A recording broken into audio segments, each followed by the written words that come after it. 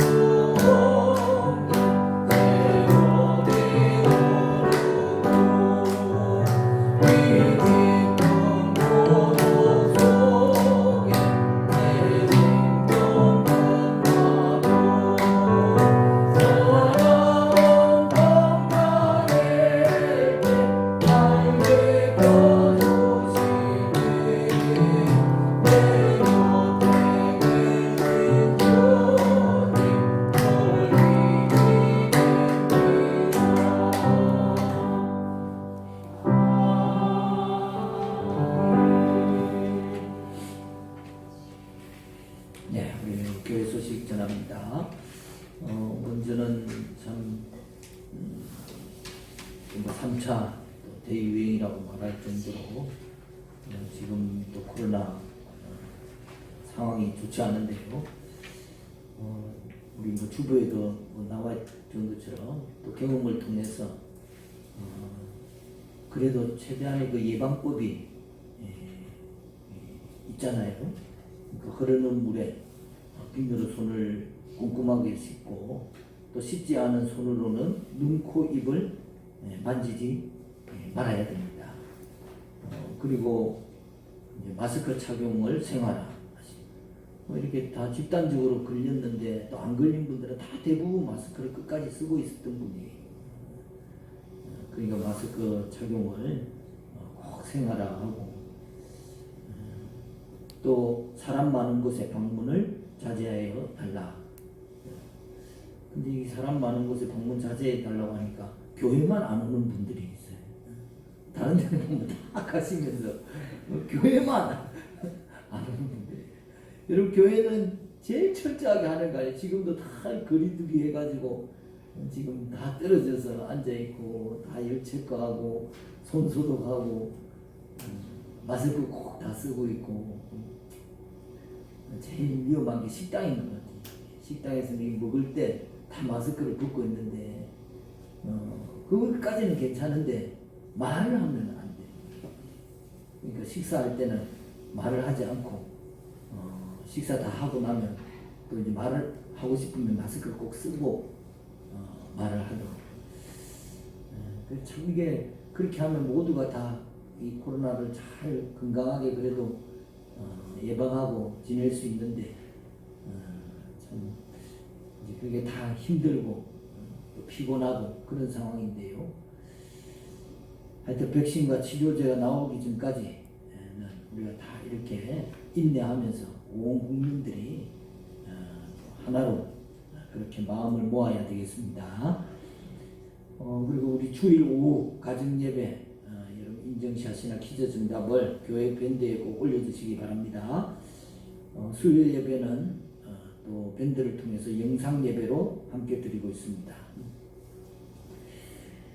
그리고 여러분 오늘 와 보니까 교회가 어떻습니까? 저 왼쪽 편에 지금 여러분 보는 편에 오른쪽 편에 그냥 시원하게 다 없어졌죠.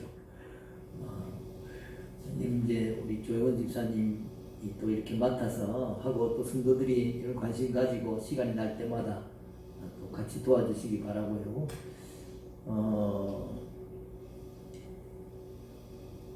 또 공사가 잘 되도록 여러분들이 기도해 주시기 바랍니다. 돈은 없고 또 없는 가운데서 잘하려고 하니까 참 쉽지가 않은 일입니다. 그러니까 여러분들이 기도 많이 해주셔서 또 도울 사람들이 많이 생겨나도록 위해서 기도해 주시기 바랍니다. 자, 인물 봉헌합니다.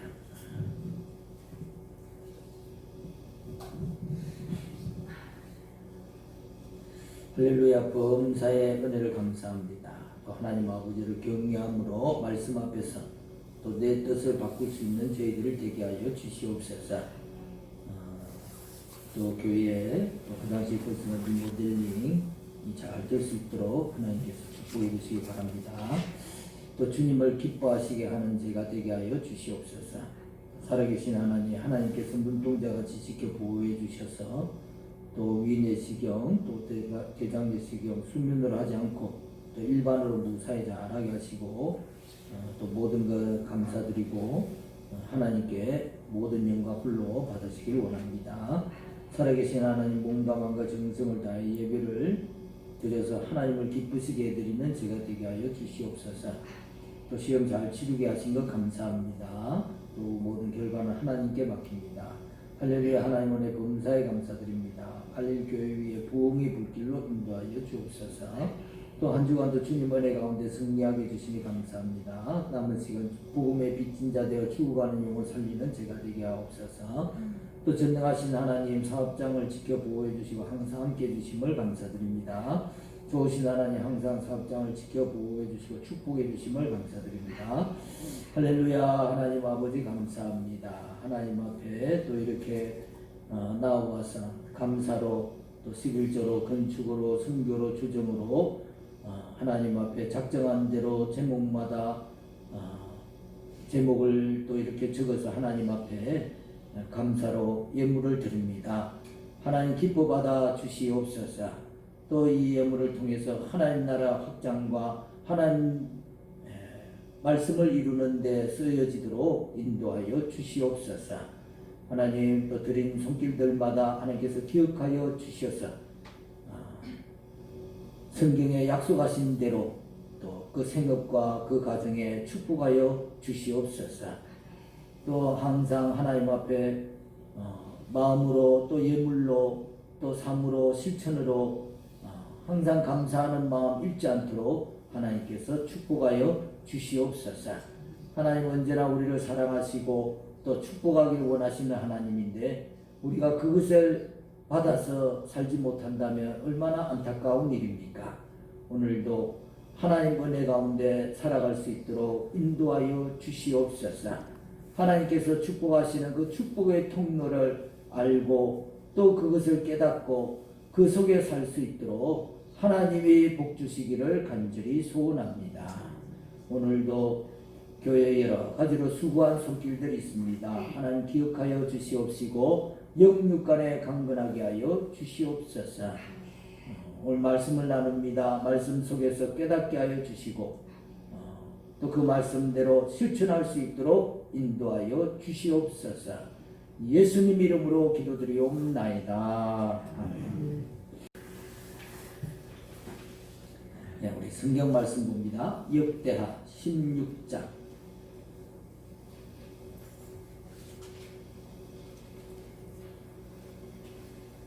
10절과 11절.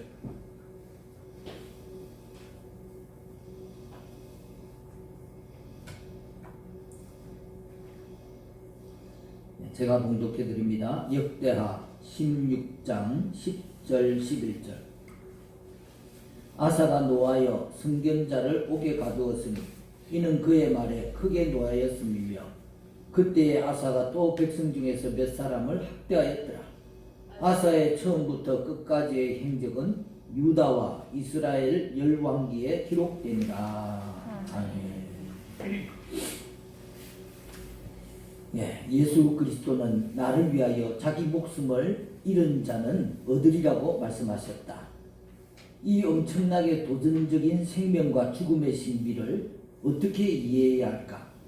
이와 유사하게 루이스는 독서할 때 자아가 죽으며 더 풍성한 생명을 얻게 되리라고 말한다.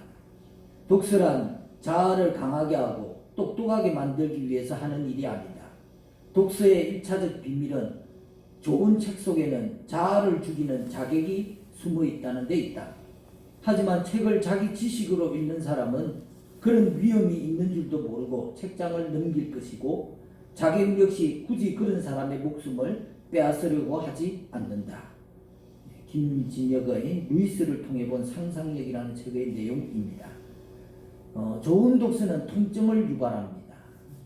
위대한 정신을 만나고 익숙했던 자아를 흘려보내고 다중적인 시선으로 세계를 바라보게 될 때 작은 자아는 죽고 더 풍성한 생명을 얻게 되는 것이죠. 그레이트 헝거, 위대한 배고픔을 가진 사람은 책에서 또는 혹은 다른 사람에게서 나를 죽이는 자객을 만날 수 있습니다. 하지만 자기 식대로 책을 읽거나 아집과 자기 중심으로 배부른 사람은 다른 사람의 교훈에서 자기를 죽이는 자객을 만나지 못하고 책에서도 자기를 죽이는 자객을 만나지 못합니다. 또 자객도 그런 사람은 모른 척하며 지나가 버리고 마는 것입니다. 하나님 말씀 속에는 자객이 숨어 있습니다. 나를 죽이는, 나를 부정하게 하는 자객을 만날 때 철저하게 회개로 몸부림치면서 주님의 십자가에 나를 함께 못 박고 주님과 함께 다시 살아나게 되는 것입니다. 오늘 우리 아사를 보면은 그 처음과 끝이라고 얘기하고 있잖아요. 사람이 참 끝까지 뭘 잘하기가 이렇게 어려운 것인가? 인생의 끝이 가까울수록 인간의 한계를 알고 하나님만을 더욱 의지하기가 이렇게 힘든 것인가? 아사의 말년을 보면은 신앙을 끝까지 유지하면서 믿음의 다름질을 마침내 완수하기 위해서 무엇이 정말 우리에게 필요한 것인지를 묻지 않을 수가 없습니다. 아사는 처음은 너무나 위대했습니다. 그는 즉위하자마자 맨 먼저 종교개혁을 단행했습니다. 백성들의 우상숭배 바알과 아세라상을 척결하고 우상숭배 기간 동안에 철저하게 무시되어 왔고 외면되어 왔던 하나님 말씀을 바로 세웠습니다. 아사는 그냥 신앙만 바로 세운 게 아닙니다. 하나님이 주신 사방팔방 평화의 시대가 되었는데 오히려 그때 성읍을 튼튼하게 세우고 요새를 세우고 군사를 정비했습니다. 그러니까 신앙적으로는 하나님 말씀을 세워서 하나님께 도리를 다하고 그렇다고 해서 거기에만 맡겨두고 있는 것이 아니라 자기가 할 수 있는 그런 침략에, 적의 침략에 대해서 미리미리 현실적인 대비를 한 것이죠. 그리고 구세가 쳐들어왔습니다. 지금의 이디오피아죠. 100만 대군이 침략해왔어요. 아사는 간절히 기도하면서 아무리 강한 군대라도 하나님을 이길 수 없다. 그 믿음의 고백을 하게 되는 것입니다. 그럼 아사는 군대 먼저 세운 사람이 아니고 군대를 세우기 전에 신앙을 먼저 세운 사람입니다. 결과 그는 100만 대군을 물리치고 대성을 거둡니다. 그리고 35년간 태평성대를 누립니다. 여러분, 우리는 우리 삶 속에서 너무 쉽게 군대를 먼저 내세우지는 않습니까? 군대를 세우려고 먼저 계획을 세우고 서두르기가 십상입니다. 우리의 군대가 뭡니까? 돈이고 직장이고 나의 명예가 더 중요한 것이죠. 우리가 지금 세우려고 하는 군대가 너무 많습니다.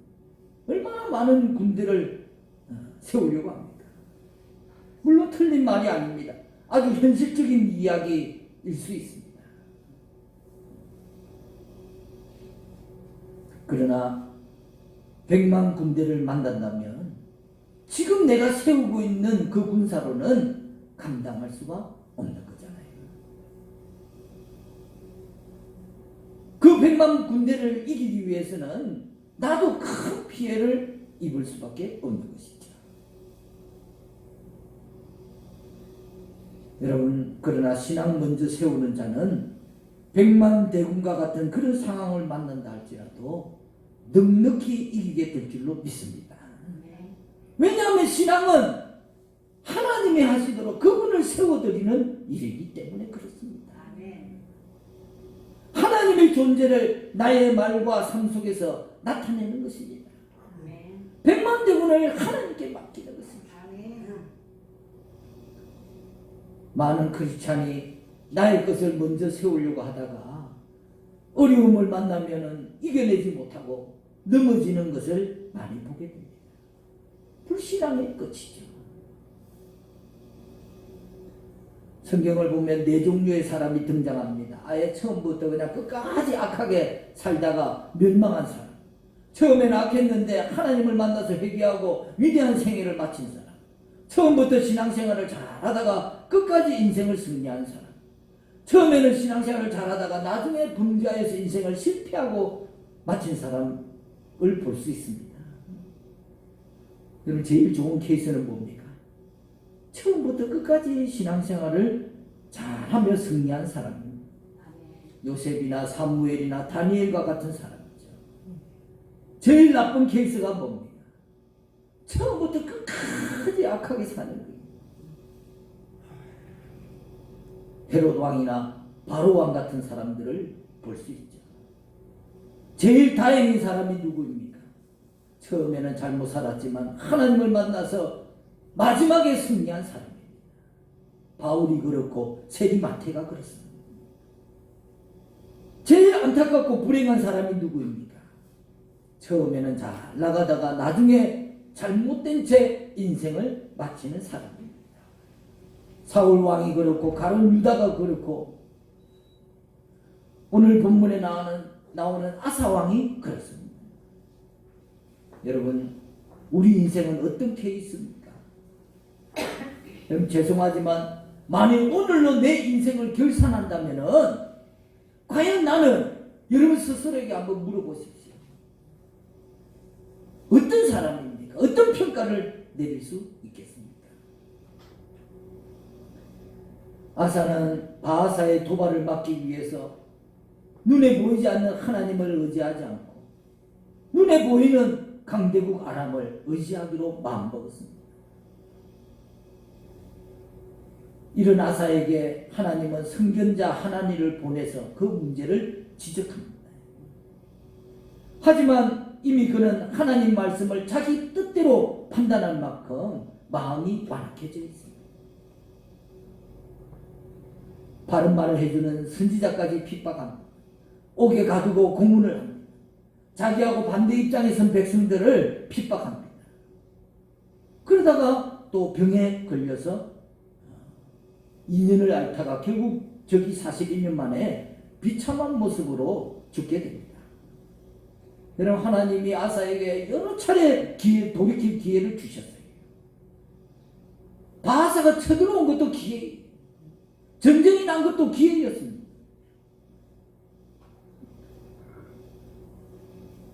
우리도 바하사가 쳐들어온 것 같은 그런 상황을 맞을 때가 있습니다.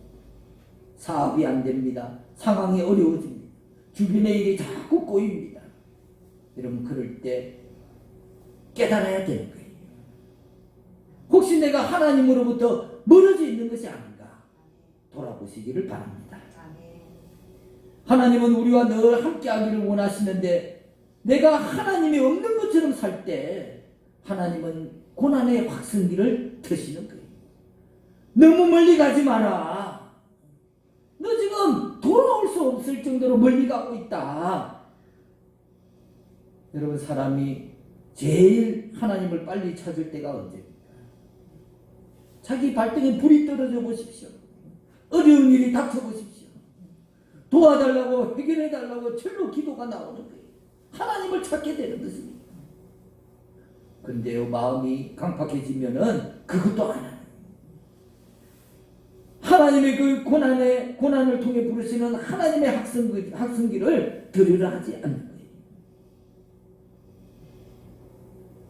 아니 아사가 아람의 군대를 의지한 것처럼 세상의 물질에 더 매달리고 거기에 답이 있는 것처럼 사람에 더 의지하는 것입니다.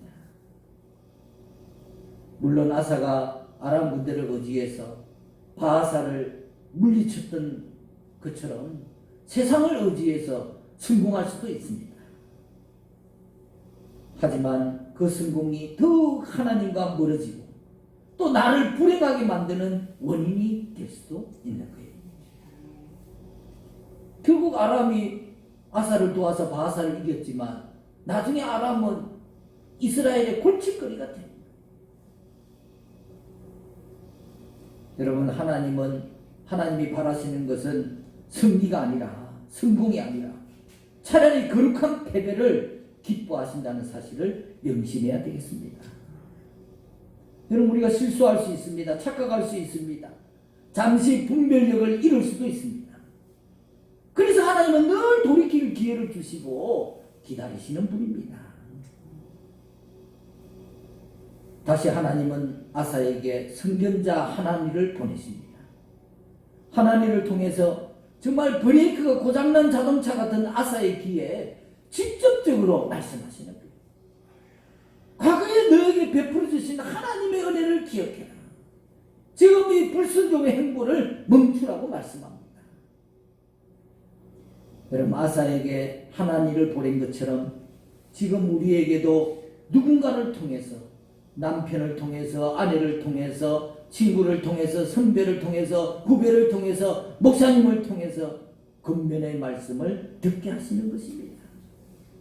거기서 깨달으면 좋은데 완악한 마음은 그런 말을 듣기를 싫어하잖아요. 자기 고집을 내려놓지 않는 것입니다. 다른 사람 말을 듣기를 싫어하는 거예요. 자기 듣기 좋은 말만 들으려고 합니다.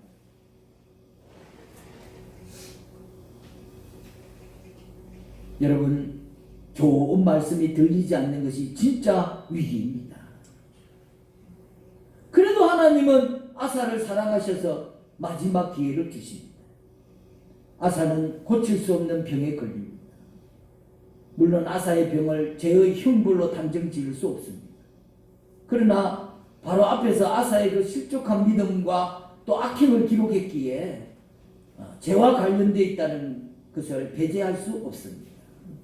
오늘 성경도 아사가 병이 왜 걸렸는지 죄 때문에 걸렸는지 이런 거에 대해서 얘기하기보다는 그가 병이 걸린 이후의 행동에 더 집중해서 그가 병이 걸리고 난 후에 어떻게 처신했냐를 더 자세히 다루고 있습니다. 아사는 통치 초반에는 무슨 일이든 하나님을 찾아와서 엎드려서 기도하면서 평안을 누렸습니다. 그러나 지금 죽음을 앞두고 있는데도 하나님을 찾지 않습니다. 용한 의사와 약을 찾아 매달립니다. 여러분 의사를 찾았다는 것이 잘못되었다는 것이 아닙니다. 자기 병의 원인이 어디에 있는지를 모를 만큼 그의 영혼이 어두워져 있다는 것이 문제인 것입니다. 자기 병의 원인을 알았다면 그는 하나님을 찾아와서 회개할 수밖에 없었을 것입니다. 여러분 회개도 절로 되는 것이 아니잖아요. 시편 32편의 기자처럼 회개하지 않고 버티면은 영육 간의 고통이 찾아오는 것입니다. 질병보다 더 무서운 것은 영혼의 병입니다. 이 영혼이 병들게 되면은, 그래서 아픈 것은 병원에 가도 원인을 찾을 수가 없어요. 병명이 뚜렷하지가 않습니다. 본인이 하나님 앞에 엎드리지 않으면 해결되지 않는 거예요. 본인이 하나님께 구해서 얻지 않으면 얻을 수가 없는 것입니다. 세상에서는 얻을 수 있는 방법이 없어요. 세상의 어떤 의사도 고칠 수가 없습니다.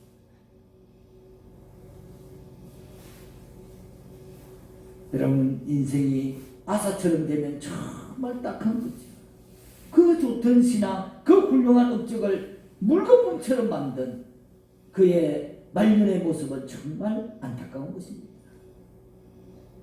교계의 목사님, 장로님 중에 또 정재계의 건물급 인사들이 노역으로 인해서 말년에 얼륜에 오르내리면서 존경받던 위치에서 망신거리가 되는 분들을 종종 보게 됩니다. 그러나 여러분, 이렇게 되는 게 어려운 게 아닙니다. 그분들 비판만 할 것이 아니라 자칫 잘못하면 나도 그렇게 되는 것입니다. 아사왕이 누구만 못해서 그렇게 된 것이 아닙니다. 누구라도 하나님 앞에 정신을 차리고 경계하지 않으면 그렇게 전락하고 마는 것이죠. 그래서 바울은 항상 자기를 경계했습니다. 고린도전서 10장 12절에 그런 저 선줄로 생각하는 자는 넘어질까 조심하라. 잘될 때 조심해야 되는 거예요.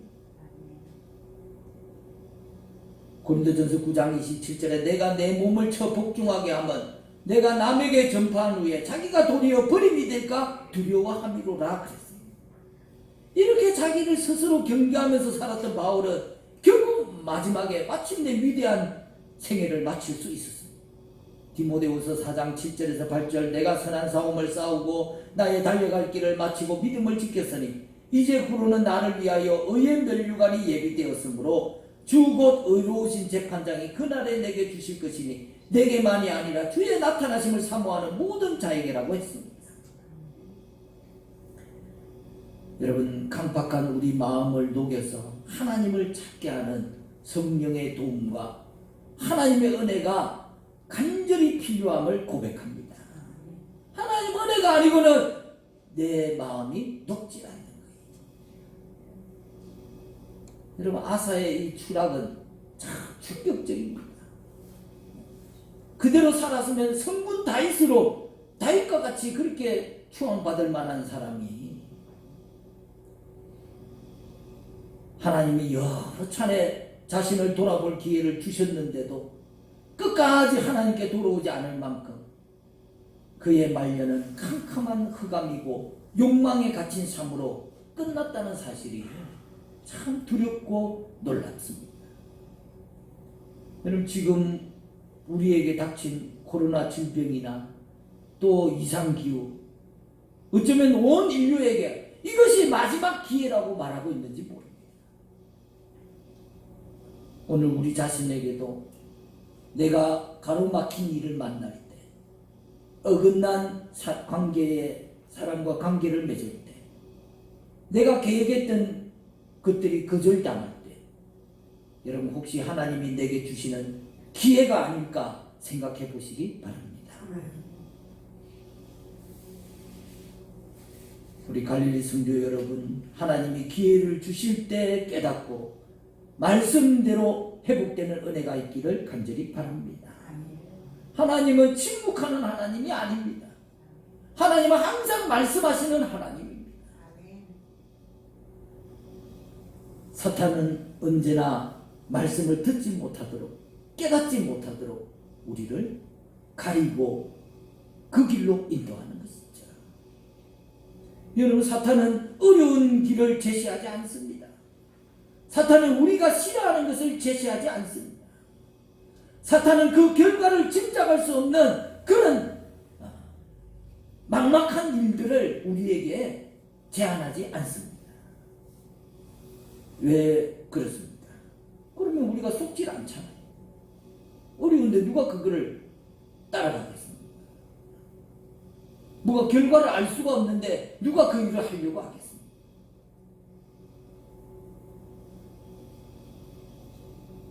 우리가 사단이 주는 기쁨과 감사, 한위의 그 감정에 속지 마시기 바랍니다. 하나님의 말씀 속에는 나를 죽이는 자극이 숨어 있습니다. 하나님의 뜻을 빨리 깨닫고 분별하는 그런 은혜가 여러분 우리 삶 속에, 우리 마음 속에 넘치기를 간절히 바랍니다. 네, 기도하겠습니다. 할렐루야. 하나님 아버지, 고난과 어려운 상황 가운데서 깨달으면은 그 고난의 상처가 우리에게 남습니다. 오늘 말씀을 통해 깨닫는 것이 복인 줄 믿습니다. 하나님 말씀 속에 나를 죽이는 자격이 있습니다. 오랜 습관된, 오래된 옛사람을 죽이고 새 사람으로 부활하고 살아날 수 있는 우리가 되게 하여 주시옵소서. 오늘도 내 심장을 두드리시고 마음을 두드리시는 그 하나님께 반응하고 돌아올 기회를 그냥 흘려보내지 않도록, 아사의 말년이 오늘이 되지 않도록 우리가 하나님 앞에 깨어서 나아가는 은혜가 있도록 축복하여 주시옵소서. 예수님 이름으로 기도드리옵나이다. 아멘. 다 자리에 일어서서 거룩하신 성령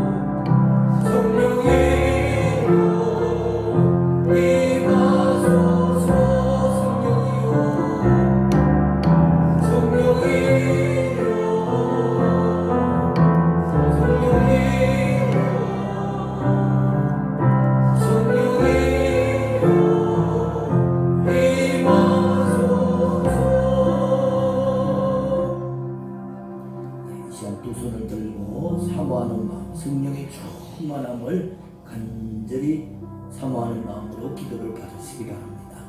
할렐루야. 하나님 아버지 감사합니다.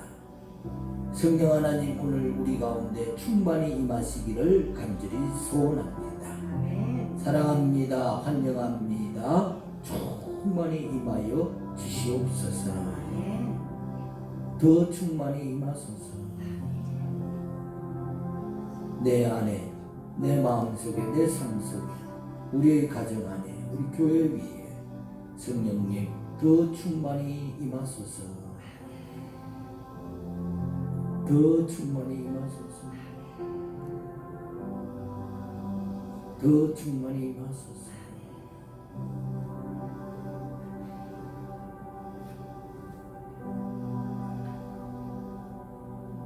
지금 문제가 있는 분들은 가슴에 손을 얹으시고, 질병이 있는 분들은 질병 위에 손을 얹으시기 바랍니다. 할렐루야. 하나님 아버지, 우리를 치료하여 주시옵소서. 더 치료하여 주시옵소서.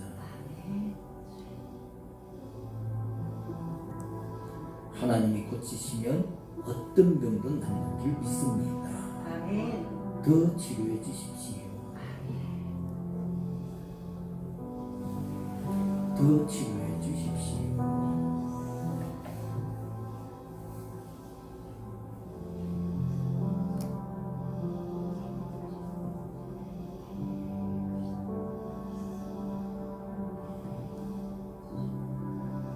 주여, 더 치료해 주십시오.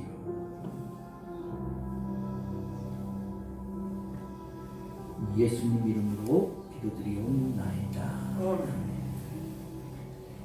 이제는 우리 주 예수 그리스도의 십자가 대속의 은혜와 하나뿐인 아들을 내어주신 하나님의 지극한 사랑과 성령의 감화감동 교통 나타났으니 우리 갈릴리 교회 모든 성도들의 머리 위에, 가정 위에, 자녀들 위에, 생업 위에 영원토록 함께 하시기를 간절히 축원하옵나이다.